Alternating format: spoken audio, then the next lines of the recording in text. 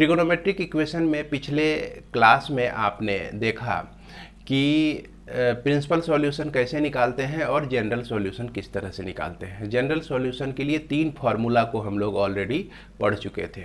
फिर उसके बाद वो जो 3 फार्मूला हम लोग पढ़े, यानी कि अभी तक 6 फार्मूला पढ़े हुए हैं ट्रिगोनोमेट्रिक इक्वेशन में। इस 6 फार्मूला से देखा जाए तो सारा प्रॉब्लम आपका बन जाता है। एक भी प्रॉब्लम ऐसा नहीं है जो कि यह 6 फार्मूला से आपका बाहर हो। लेकिन फिर भी प्रॉब्लम को सॉल्व करने का तरीका और भी इजी करने के लिए हम लोग और 3 फार्मूला को देखेंगे, 3 और जनरल सॉल्यूशन को देखेंगे। जैसा कि आप देख सकते हैं बोर्ड पर कि sine square theta equal to sine square alpha हो तो इसका general solution theta equal to n pi plus minus alpha होता है, और cos square theta equal to cos square alpha हो तो इसका जनरल सॉल्यूशन यानी theta equal to n pi plus minus alpha होता है, जहां एन जो है आई का एलिमेंट होता है। आज हम लोग जो है इसको प्रूफ करेंगे और इसके बाद आपको बताएंगे कि इसमें कितने तरह का प्रॉब्लम पूछा जा सकता है, कितने स्टाइल से आपको प्रॉब्लम इसमें दिया जा सकता है। तो चलिए बच्चों, पहले स्टार्ट करते हैं हम लोग। पहला नंबर में जैसा कि आपको sine square theta equal to sine square alpha दिया गया है, तो आपको याद होगा कि sine square x equal to 1 minus cos 2x by 2 लिख सकते हैं हम लोग इसको। उसके बाद कॉस स्क्वायर एक्स को क्या लिख सकते हैं, 1 प्लस कॉस 2x बाय 2 लिख सकते हैं, और यह 1 minus tan square x by 1 plus tan square x को हम लोग लिख सकते हैं cos 2x लिख सकते हैं। ये फार्मूला 3 फार्मूला हमने लिखा। इस तीनों फार्मूला का उपयोग हम बारी बारी से पहले में, दूसरे में और तीसरे में करेंगे। तो चलिए आगे बढ़ते हैं। तो इसको हम क्या लिख सकते हैं, साइन स्क्वायर थीटा है आपका, तो साइन स्क्वायर एक्स को 1 माइनस कॉस 2x बाई 2 लिखते हैं, तो इसे हम लिखेंगे 1 माइनस कॉस 2 थीटा बाई 2 लिखेंगे, और यह 1 माइनस कॉस 2 अल्फा बाय आपका 2 हो जाएगा। ये 2 आपका कैंसिल हो जाता है। यहाँ देखा जाए तो 1 भी कैंसिल, माइनस माइनस भी कैंसिल, तो यह आपका cos 2 theta equal to cos 2 alpha मिलता है। तो cos के कंडीशन में जनरल सॉल्यूशन क्या होता है, यह तो आप जान ही रहे हैं कि यदि cos theta equal to cos alpha हो, cos theta equal to cos alpha हो, तो थीटा को हम लोग क्या लिखते हैं, 2n pi plus minus alpha लिखते हैं, n belongs to i। Same इसी तरह से हम यहाँ भी लिख सकते हैं कि 2 theta equal to 2n pi plus minus 2 alpha, और यह n बिलोंग्स टू i हो गया। इस तरह से थीटा, अब 2 हम कॉमन ले लेते हैं थ्रू आउट, तो हमको क्या प्राप्त होता है कि यह n pi plus minus alpha n belongs to i। Very simple, इसे बहुत ही आसानी से 1-2 स्टेप में भी प्रूफ कर सकते हैं। इसके बाद हम लोग ये देख लें कि यह आपका cos square theta equal to cos square alpha, यह दूसरा आपका दिया गया है। cos square theta equal to cos square alpha का जनरल सॉल्यूशन हम लोग निकालेंगे। cos square theta equal to cos square alpha, तो इसको हम क्या लिख सकते हैं, 1 plus cos 2 theta by 2 equal to 1 plus cos 2 alpha by 2, 2 cancel, 1 cancel, तो यह आपका cos 2 theta equal to cos 2 alpha ही आता है। जो देख सकते हैं ये दोनों आपका सेम है, यानी कि यही चीज़ आया हमारा, यही चीज़ यहाँ पर भी मिलता है। इसलिए ध्यान देंगे कि तीनों हम अलग अलग लिखे हुए हैं, लेकिन तीनों का जनरल वैल्यू जो होता है देखिए सेम होता है, n pi plus minus alpha theta equal to n pi plus minus alpha theta equal to n pi plus minus alpha. याद रखिए कि sine square theta equal to sine square alpha हो, या cos square theta equal to cos square alpha हो, या tan square theta equal to tan square alpha हो, तो तीनों का जनरल सॉल्यूशन जो है सेम होता है। यही कारण है सेम होने का। देख रहे हैं, इसको हमने सॉल्व किया तो cos 2 theta equal to cos 2 alpha मिला। इसे भी हमने सॉल्व किया तो cos 2 theta equal to cos 2 alpha मिलता है। निश्चित रूप से इसका जनरल वैल्यू हम क्या दे सकते हैं, n pi plus minus alpha दे सकते हैं, n बिलोंग्स टू i दे सकते हैं। इसके बाद आपका बच जाता है एक और, tan square theta equal to tan square alpha. ये कैसे हम यहाँ तक पहुँच सकते हैं, इसको इस cos 2 alpha cos 2 theta equal to cos 2 alpha तक इसको कैसे ला सकते हैं। जैसा कि तीसरा नंबर में आप देख रहे हैं tan square theta equal to tan square alpha है। अब जो है एक चीज़ आप लोग क्लास 9 में ही पढ़े थे, using componendo and dividendo rule. Componendo और डिविडेंडो रूल आप लोग जान रहे होंगे। तो इसे हम लोग कैसे लिखते हैं, जैसे कि मान लीजिए कि tan स्क्वायर थीटा, अब बाय 1 तो लिख ही सकते हैं हम लोग, और tan स्क्वायर अल्फ़ा अब बाय 1 तो लिख ही सकते हैं। अब क्या होता है, इसको 1 माइनस tan स्क्वायर अल्फ़ा अब by 1 plus tan square alpha. क्या किए, ऊपर पे 1 प्लस की माइनस किए और नीचे में प्लस किए, डिनोमिनेटर माइनस न्यूमरेटर किए, यानी कि हर माइनस अंश किए। तो उसी तरह से इधर भी चलिए, 1 minus tan square alpha bye 1 plus tan square alpha. अब याद कीजिए आप, अभी तुरंत हमने यहाँ पे लिखा था नीचे तीसरा फॉर्मूला, क्या होता है कि 1 minus tan square alpha bye 1 plus tan square alpha, sorry यहाँ माफ़ करेंगे, ये आपका थीटा हो जाएगा। तो इसको हम लोग लिख सकते हैं, क्या लिख सकते हैं, cos 2 थीटा लिख सकते हैं, और इसको हम लोग लिख सकते हैं cos 2 अल्फ़ा। देखिए सेम यही चीज़ आ गया हमारा। जब सेम यही चीज़ आया तो इसका जनरल वैल्यू भी क्या हो जाएगा, इसका जनरल वैल्यू यही हो जाएगा, यानी कि theta equal to n pi plus minus alpha, यहाँ n बिलोंग्स टू i। इस तरह से जनरल वैल्यू हम इसका निकाल सकते हैं। इसके बाद हम लोग आगे बढ़ते हैं और देखते हैं कि इस पूरे चैप्टर में, यानी कि ट्रिगोनोमेट्रिक इक्वेशन में आपको कितने तरह से प्रॉब्लम दिया जा सकता है। जब ये आप जान जाएंगे कि इसमें इतने तरीके से ही प्रॉब्लम दिया जा सकता है, इतने मैनर से ही प्रॉब्लम दिया जाता है, इसमें मान लीजिए 5 तरीके के ही प्रॉब्लम होते हैं, 5 टाइप के ही प्रॉब्लम होते हैं, या 5 स्टाइल के ही प्रॉब्लम होते हैं, या 5 वैरायटी के ही प्रॉब्लम होते हैं, तो आपको तब काम रह जाएगा कि ये डिश छांटना कि कौन सा प्रॉब्लम किस स्टाइल का है, पहले स्टाइल का है कि दूसरे का है, या तीसरे टाइप का है कि चौथे टाइप का है, या 5वें टाइप का है। तो हर एक टाइप के प्रॉब्लम को किस तरह से सॉल्व करते हैं हम लोग, इसको हम लोग आगे डिस्कस करते हैं बच्चों। आइए देखते हैं हम लोग। तो बच्चों अब हम लोग देखते हैं कि इसमें कितने तरह से आपको प्रॉब्लम पूछा जा सकता है, यानी कि कितने टाइप का प्रॉब्लम होता है, कितने वैरायटी का प्रॉब्लम होता है, कितने स्टाइल का प्रॉब्लम होता है। यानी कि टाइप, वैरायटी, स्टाइल, ये सारे एक वर्ड हैं। हम लोग इसमें से स्टाइल को चुन के आगे बढ़ते हैं, क्योंकि आजकल के बच्चे जो हैं स्टाइल के प्रति ज़्यादा आकर्षित होते हैं। तो चलिए यहाँ पर हम लोग देखें कि styles of problems in trigonometric equation. तो यहाँ सबसे पहला प्रश्न ये आता है कि सर हम लोग ट्रिगोनोमेट्रिक इक्वेशन के प्रॉब्लम को पहचानेंगे कैसे। तो ट्रिगोनोमेट्रिक इक्वेशन के प्रॉब्लम को पहचानना आसान है, उसमें आपको लिखा रहेगा सॉल्व। प्रॉब्लम में क्या लिखा रहेगा, सॉल्व। इस बात का ध्यान रखिएगा, वहाँ आपको ये नहीं लिखा रहेगा कि प्रूव दैट, या फाइंड द जनरल सॉल्यूशन, या फाइंड द प्रिंसिपल सॉल्यूशन, ये आपको लिखा रहेगा मस्ट। तो उम्मीद है कि ट्रिगोनोमेट्रिक इक्वेशन के प्रॉब्लम को आप पहचान जाएंगे। अब इसमें सबसे पहला स्टाइल का जो प्रॉब्लम है वो क्या है कि यह प्रिंसिपल सॉल्यूशन पर आधारित प्रॉब्लम आपको मिलेगा। प्रिंसिपल सॉल्यूशन पर आधारित प्रॉब्लम जो है, आपने एक्सरसाइज 17 में क्वेश्चन नंबर 1 और 2 को बनाएंगे। एक्सरसाइज 17 का क्वेश्चन नंबर 1, 2, और ये कौन सी बुक, RS अग्रवाल की बुक से बनाएंगे।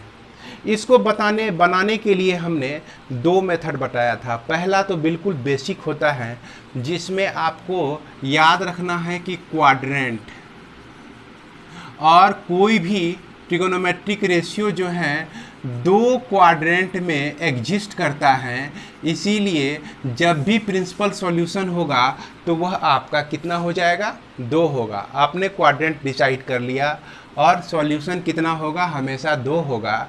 इसके बाद आपको याद रखना होता है कि 180 प्लस माइनस थीटा के लिए हम लोग क्या लिखते हैं, और 360 प्लस माइनस थीटा के लिए क्या लिखते हैं। ये सब जितने भी वर्ड आपको दिए गए ये कीवर्ड हैं।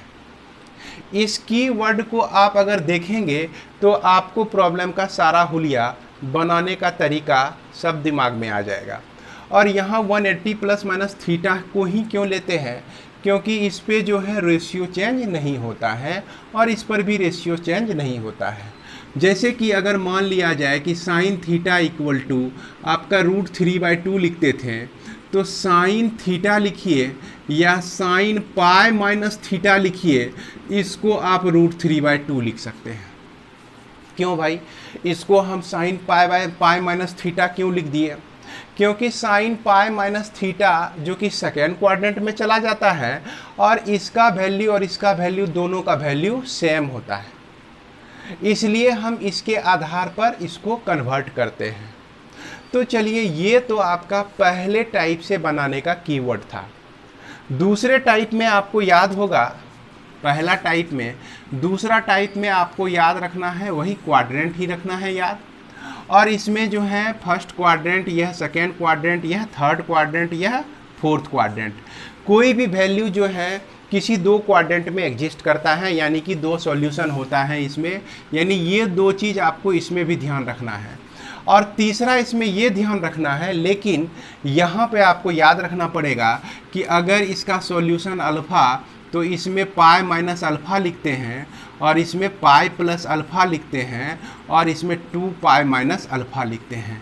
तो इसे भी बड़ी आसानी से याद रखा जा सकता है, इसको याद रखना बहुत बड़ी बात नहीं है। अगर 10 कोई भी ट्रिगोनोमेट्रिक रेशियो का वैल्यू आपका प्लस माइनस अल्फ़ा कुछ भी दिया रहे, है ना, प्लस माइनस ए, तो हम जो है हमेशा इसके मैग्नीट्यूड का वैल्यू लेते हैं और उसके बाद यहाँ पर ही डिसाइड कर लेते हैं कि यह किस क्वाड्रेंट में यह एग्जिस्ट कर रहा है, और जिस क्वाड्रेंट में यह एग्जिस्ट कर रहा है उस क्वाड्रेंट का ये वैल्यू लेकर हम लोग एंगल प्रिंसिपल वैल्यू को दे देते हैं। इसके बाद इसमें जो है दूसरे स्टाइल का प्रॉब्लम जो आपको पूछेगा, दूसरा स्टाइल का प्रॉब्लम स्टाइल नंबर 2, इसमें आपको पूछेगा कि सीधा फॉर्मूला पर आधारित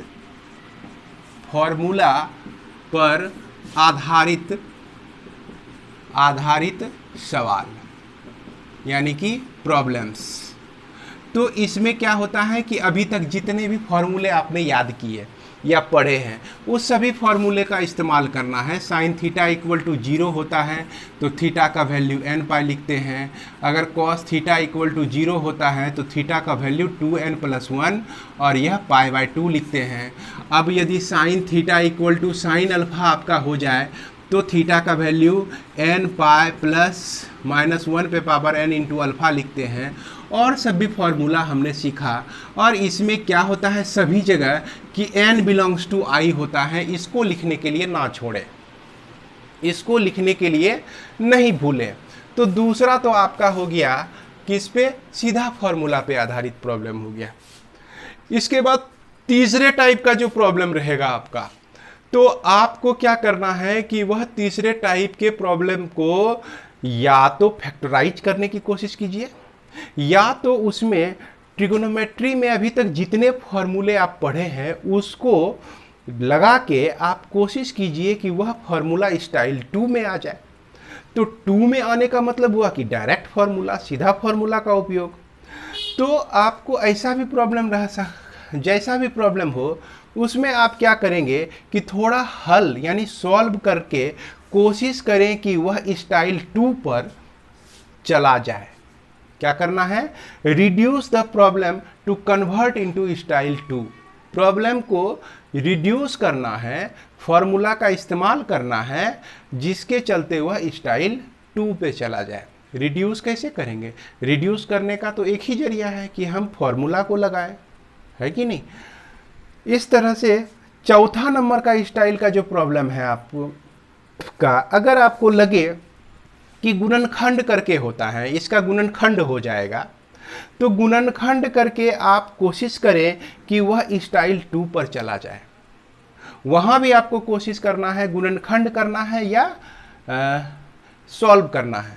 मतलब कि सब बात का एक बात कि इसके अलावा फार्मूला के अलावा जो भी प्रॉब्लम है तो वहाँ दिमाग में ये रखना है कि कुछ कुछ फार्मूला का इस्तेमाल करके उसको रिड्यूस करके स्टाइल 2 पे पहुँचाना है, या तो अगर वो फैक्टराइज होता है तो फैक्टराइज करके उसको स्टाइल 2 पर ले जाना है ताकि हम डायरेक्ट फार्मूला का इस्तेमाल कर सकें। तो यह 4 तरह का प्रॉब्लम आपको दिया जा सकता है। इसके बाद एक जो 5वां नंबर का प्रॉब्लम होता है, 5वां स्टाइल का, वो बिल्कुल ही अलग टाइप का प्रॉब्लम है। चलिए उसको भी हम लोग देखते हैं कि 5वें स्टाइल में किस तरह का प्रॉब्लम पूछा जाता है। और एक बात मैं बता दूं, इसे भी आप लोग नोट कर लेंगे कि स्टाइल 2 के आधार पर, है ना, स्टाइल 2 के आधार पर एक्सरसाइज 17 का प्रॉब्लम नंबर 3 से लेकर 17 तक, 7 तक, है ना, ये जो है 7 तक का जो प्रॉब्लम है आपका डायरेक्ट फार्मूला पर बेस्ड है। डायरेक्ट फार्मूला इसमें लगाइए। कहाँ? एक्सरसाइज 17 का क्वेश्चन नंबर 3 से लेकर 7 तक स्टाइल 2 पर है। उसके बाद 17 एक्सरसाइज 17 का स्टाइल 3 पर आधारित जो है एक्सरसाइज 17 का क्वेश्चन नंबर आप 8, 9, 10 और 10, यह जो 8, 9, 10 है आपका, इसमें क्या करना है आपको कि इसको सॉल्व करना है। इसमें कुछ कुछ फार्मूला लगाना है। आर.एस. अग्रवाल के एक्सरसाइज 17 क्वेश्चन नंबर 8, 9, 10 में कुछ फार्मूला लगा के सॉल्व करके आपको इसको स्टाइल 2 पर लाना है। समझ गए? इसके बाद जो आप देख रहे हैं कि स्टाइल 4 नंबर, स्टाइल 4 पर कौन कौन प्रॉब्लम आधारित हैं आप इसको भी देख लीजिए। उम्मीद है कि आप खुद बना लेंगे। स्टाइल 4 पर जो आधारित है आपका एक्सरसाइज 17 का क्वेश्चन नंबर 11 to 15 तक का जो आपको क्वेश्चन है, उसमें आप देखेंगे कि कहीं ना कहीं आपको फैक्टराइज करना है। दिमाग में क्या रखना है कि अगर हम 11 से शुरू हो रहे हैं, 15 तक का प्रॉब्लम बनाने के लिए जा रहे हैं, उसमें हमको कोशिश करना है कि उसको फैक्टराइज करना है। अब फिर उसके बाद उसको स्टाइल 2 पर लाना है ताकि उसमें हम डायरेक्ट फार्मूला का इस्तेमाल कर सकें। इसके बाद जो है स्टाइल 5 को देखते हैं।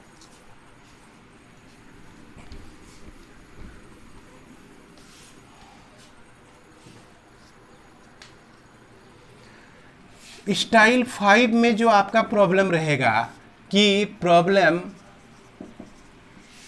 का फॉर्म यदि इस प्रकार हो, इस प्रकार का हो, तो कैसा हो भाई?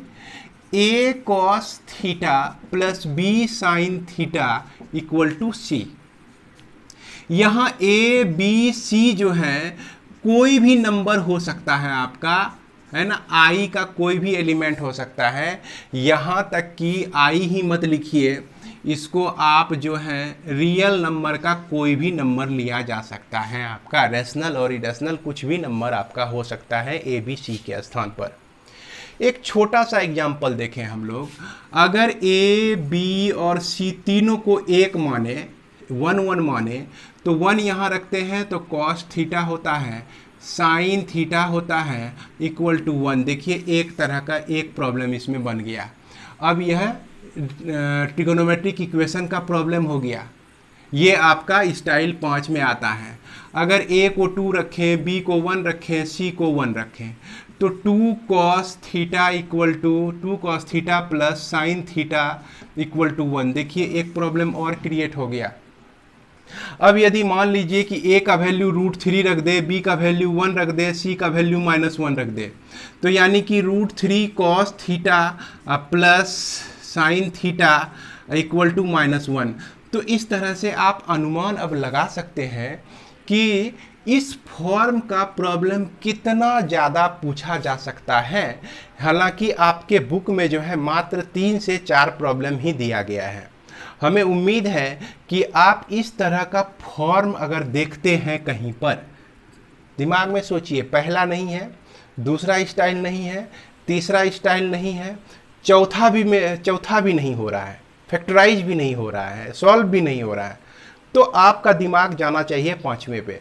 देखते हैं कि पांचवें पे है कि नहीं, पांचवें स्टाइल पे है कि नहीं।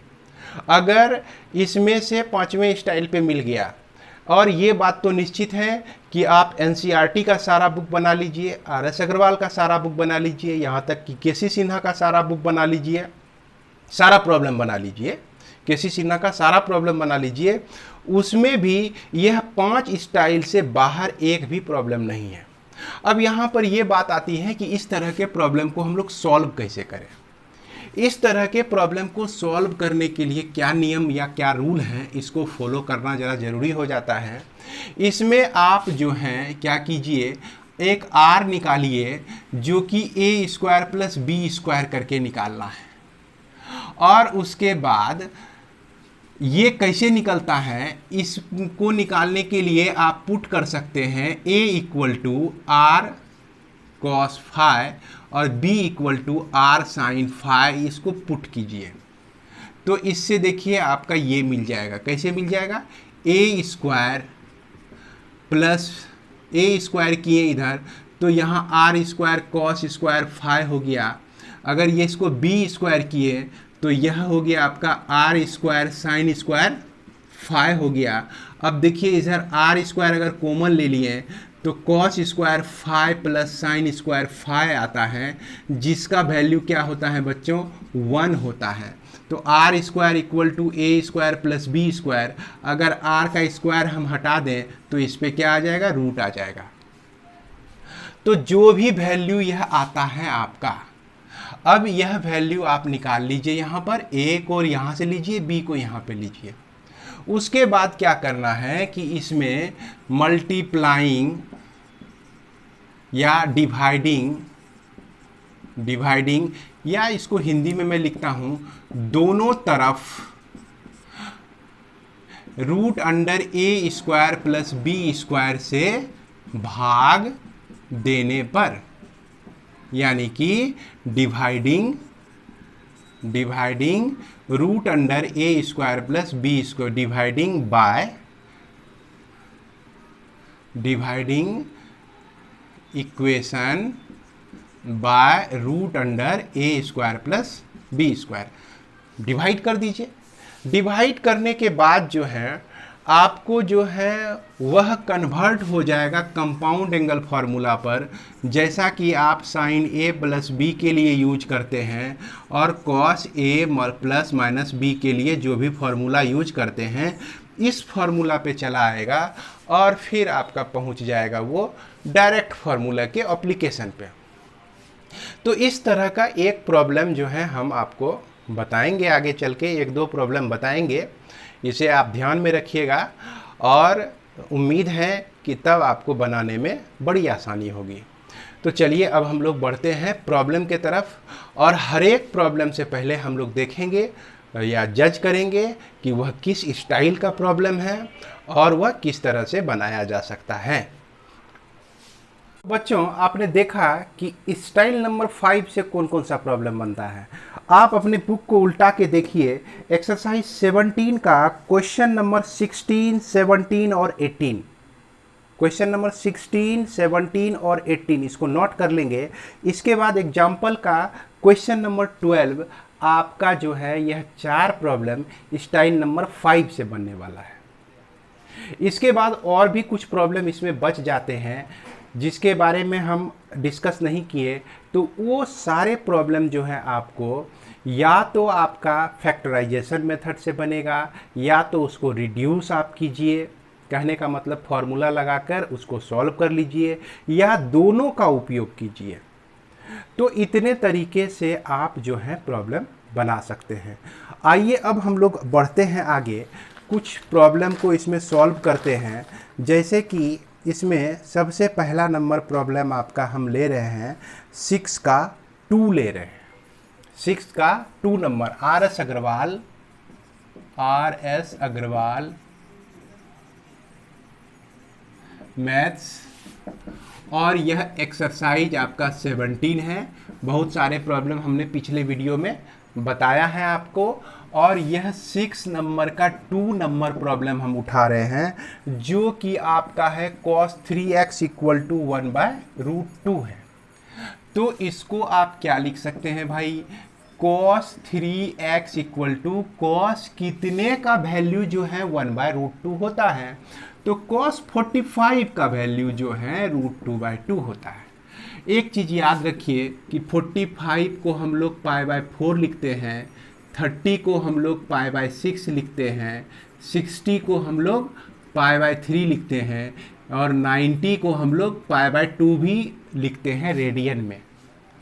तो यहाँ पर इसको याद रखने की तो ज़रूरत नहीं है, इसको तो हम लोग निकाल सकते हैं।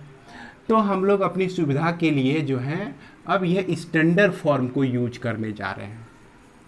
अगर cos थीटा इक्वल टू है ना cos अल्फा हो, तो थीटा का वैल्यू हम क्या लिखते हैं, 2n pi plus minus alpha लिखते हैं, ये लिखते हैं। अब वही कंडीशन यहाँ पे है, तो हम इस 3x को क्या लिख सकते हैं, 2n पाई प्लस माइनस π/4 लिख सकते हैं, और यह n बिलोंग्स टू i तो लिखना नहीं भूलेंगे। अब इसके बाद x का जो वैल्यू हो जाएगा आपका 2n π/3 लिखिए, अब प्लस माइनस π/3 यानी 3 से भाग हो जाएगा तो यह 12 हो जाएगा, और यह n बिलोंग्स टू i। इस तरह से हम बड़ी आसानी से सॉल्व कर सकते हैं। यह प्रॉब्लम जो है स्टाइल 2 का प्रॉब्लम है, यह स्टाइल 2 मारता है कि नहीं, स्टाइल 2 का प्रॉब्लम है डायरेक्ट फार्मूला का उपयोग करके। इसके बाद हम लोग देखें क्वेश्चन नंबर 7 का 2 देखते हैं। 7 का 2 में आपको दिया गया है cot 4x इक्वल टू -1। तो cot को हम लोग tan में कन्वर्ट कर लेते हैं, तो इसको क्या लिख सकते हैं, tan 4x इक्वल टू -1 ही हो जाएगा, क्योंकि 1/1 लिखेंगे हम लोग, तो यह -1 ही आ जाएगा। तो tan 4x को लिख सकते हैं -tan π/4, चूंकि tan 45 का वैल्यू 1 होता है। अब यहाँ पे क्या करना है, देखिए इस चीज़ का ज़रूरत जो है, इसी चीज़ का उपयोग करके हमने प्रिंसिपल सॉल्यूशन भी आपको निकालने के लिए बताया था। अब इस चीज़ का उपयोग आपका यहाँ भी आ गया। तो पहले मेथड से आप अगर सीखे हुए हैं प्रिंसिपल सॉल्यूशन को निकालना, तो वो चीज़ आपको यहाँ पे हेल्प करेगा।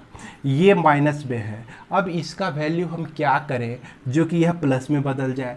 तो इसको आप देखिए कि माइनस जो वैल्यू होता है यह आपका होता है सेकेंड क्वाड्रेंट में भी होता है और फोर्थ में भी होता है। तो इसको हमको किस में ले जाना है, पहले सेकेंड की बारी आती है, तो सेकेंड में ले जाना है। तो सेकेंड में ले जाने के लिए पाई माइनस π/4 लिख देते हैं। तो यह जो वैल्यू होता है यह -tan π/4 होता है। इसको जब आप सॉल्व किए तो यह tan 3 π/क्या आ गया, 4 आ गया। अब इसका मतलब हुआ कि tan 4 π इक्वल टू tan 3 π/4 हो, सॉरी tan 4x, माफ़ करेंगे, यह 4x हो जाएगा। अब इसका जनरल वैल्यू बोलिए कि 4x इक्वल टू हम क्या लिख सकते हैं, n पाई प्लस 3 π/4, और यह n जो है बिलोंग्स टू i। इसको ज़रा सा और भी सॉल्व कर दीजिए।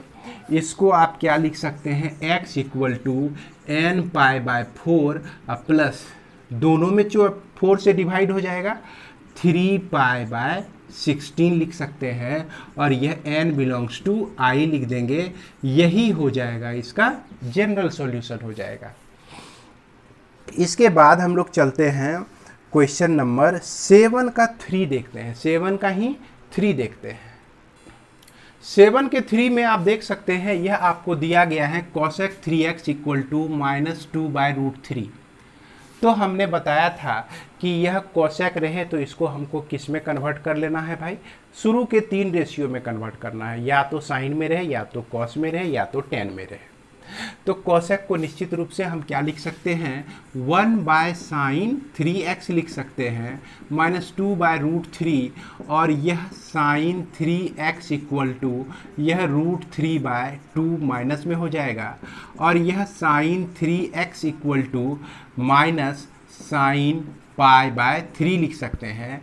अब यह -sin π/3 को हम माइनस को एलिमिनेट करना चाहते हैं, हटाना चाहते हैं। तो चूंकि यह सेकेंड क्वाड्रेंट में नहीं हटेगा, थर्ड में और फोर्थ में आपका यह निगेटिव होता है।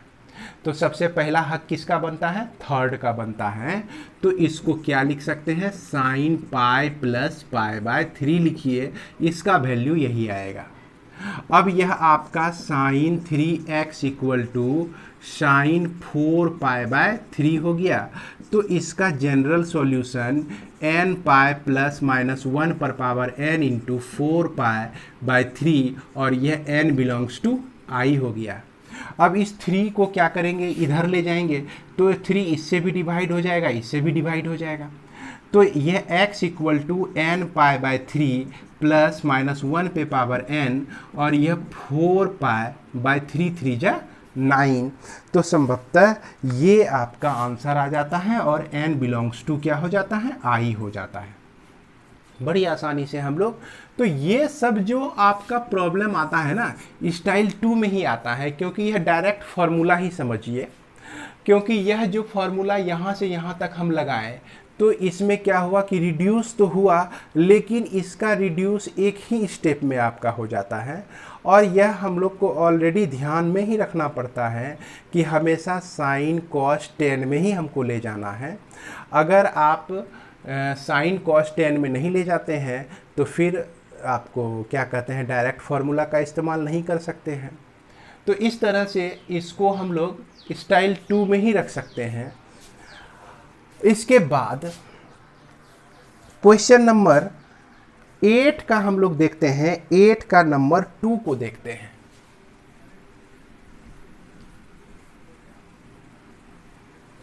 तो 8 में जो है क्वेश्चन नंबर 2, यह आपका जो है 4 sin square x - 3 equal to 0।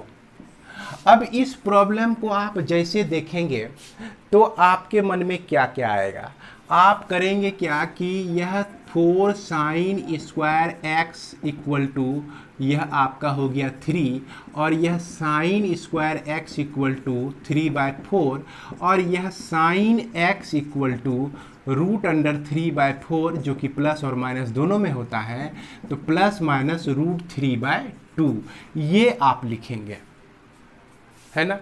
और इस तरह से भी अगर आप लिखते हैं तो आपका जो सॉल्यूशन होता है वह गलत नहीं होता है, लेकिन इसमें थोड़ी सी परेशानी आपको हो जाएगी। इसकी परेशानी के बारे में हम लोग चर्चा करेंगे, लेकिन पहले इसका आइडियल वे हम लोग देखते हैं कि किस तरह से इसको हम लोग सॉल्व कर सकते हैं। जैसा कि आप जान रहे हैं कि 4 sin square x equal to आपको मिला 3 मिला।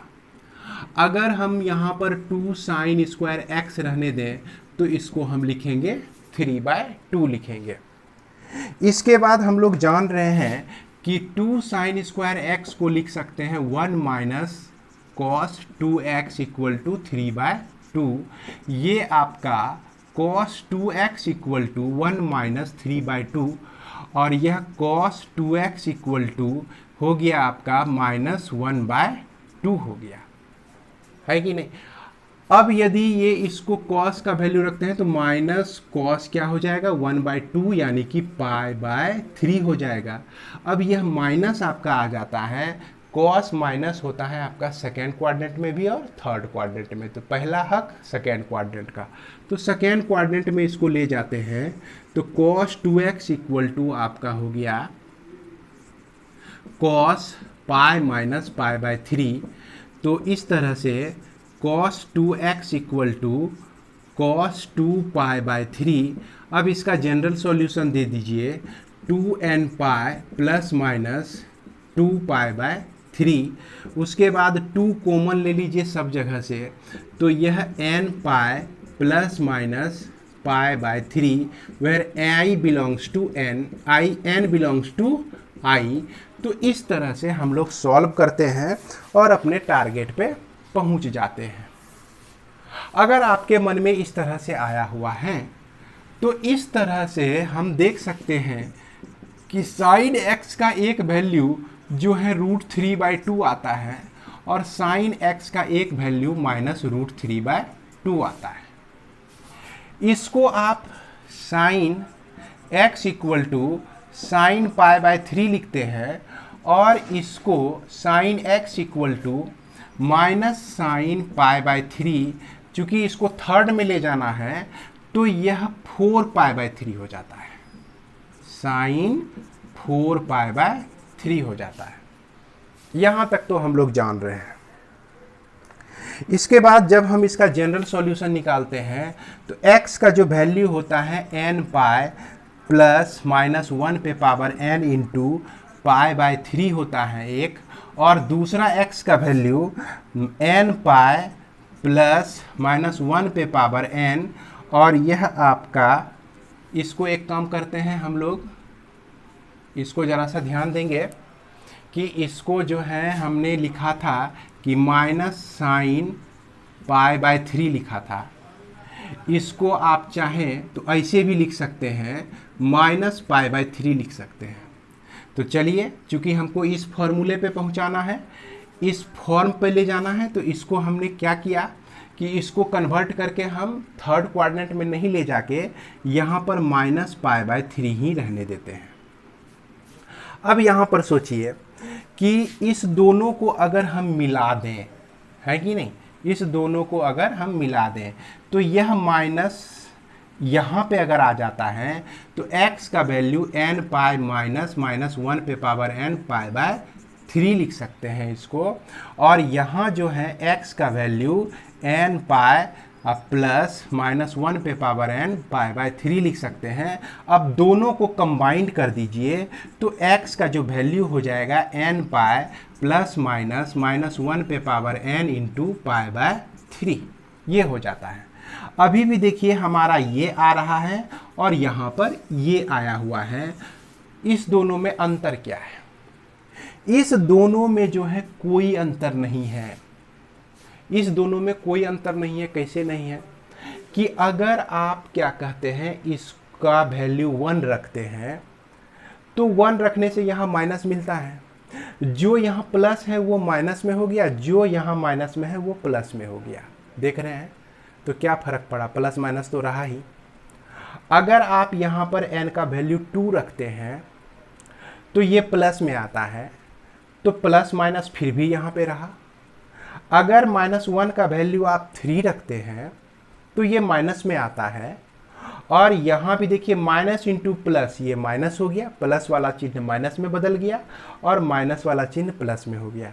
तो मिला जुला के इसको रखें अथवा ना रखें, यह वैल्यू कुछ भी हम रखते हैं तो यहाँ पर प्लस माइनस हमको ऑलवेज मिलता है। इसलिए हम यहाँ पर x को क्या लिख सकते हैं?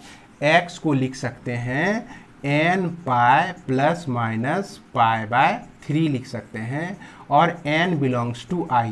तो बच्चों ये इस तरह से भी आप सॉल्व कर सकते हैं। अगर आपके मन में इस तरह से आता है तो इस तरह से भी सॉल्व कर सकते हैं। इसमें भी आपको टारगेट तक मिले, टारगेट तक पहुंचेंगे ही, लेकिन आप में परफेक्टनेस होना चाहिए। आप बढ़िया से उस प्रॉब्लम को समझते हैं, ये पहले कंफर्म होना चाहिए। उसके बाद तो प्रॉब्लम तो सभी सिखाते हैं, तो आप सीख लीजिए इस तरह से। मतलब बाबा जी का लकीर का फ़कीर बने रहिए। तो लकीर का फ़कीर बनने की ज़रूरत नहीं है, आप कई तरह से प्रॉब्लम को सॉल्व कर सकते हैं। उम्मीद है कि आपको जो है यह समझ में आ गया होगा। इसके बाद जब हम लोग अगले वीडियो में मिलेंगे तो अगले वीडियो में हम सारे जितने भी प्रॉब्लम बच जाते हैं आपका एक्सरसाइज 17 का, सबको सॉल्व करेंगे। और एक बात ध्यान देंगे कि एग्जाम्पल का प्रॉब्लम आप खुद बनाइए, क्योंकि एग्जाम्पल के प्रॉब्लम को हम देखे हुए हैं, उसमें जो भी प्रॉब्लम आपका दिया गया है वह बहुत हार्ड नहीं है, बहुत इजी सब प्रॉब्लम है और वहाँ पे बनाया हुआ भी है। तो निश्चित रूप से आप बना लेंगे, मैं ऐसा उम्मीद करता हूं। लेकिन फिर भी अगर आपसे नहीं बने तो जैसा कि मैंने बताया है, आपको व्हाट्सएप नंबर दिया है 9122346631, इस पर आप हमें कमेंट के जरिए लिखें एक्सरसाइज का एग्जाम्पल नंबर इतना, तो मैं आपको डाउट पर आधारित एक स्पेशल वीडियो आपको बना के भेज दूंगा। या तो एक्सरसाइज में जो भी प्रॉब्लम छूटे हुए हैं उसे भी आप अगर नहीं बना पा रहे हैं तो वह भी कमेंट बॉक्स में लिखिए या मेरे व्हाट्सएप नंबर पे आप हमको बताइए, तो मैं आपके लिए कोशिश करूँगा कि आपको वह प्रॉब्लम का सॉल्यूशन मैं बता दूँ, समझा दूँ। क्योंकि यह ऑनलाइन एजुकेशन जो है, ऑनलाइन फ्री एजुकेशन है, इसका बच्चों जितना ज़्यादा हो सके आप लोग लाभ उठाइए। इसी के साथ धन्यवाद। जय हिंद।